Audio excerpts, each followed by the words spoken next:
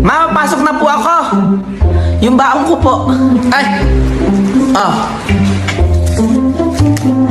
Salamat, ma. Mapapasok na rin po ako sa school. Ay. Teka. Saan ka dederecho? Sa school nga po ako dederecho. Nako, sinasabi ko sa'yo, ha? O, tsaka bakit may dala ka salamin? Ah, ito ba? Siyempre, ma.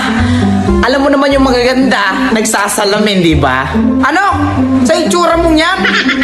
Magrabe ka naman. Ang pangit mo daw kasi, ate. Tumahimik ka dyan!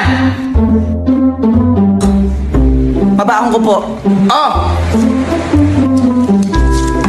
Thank you, ma.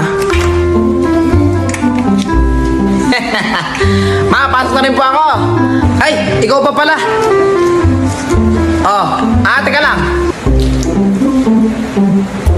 Oh. Uy.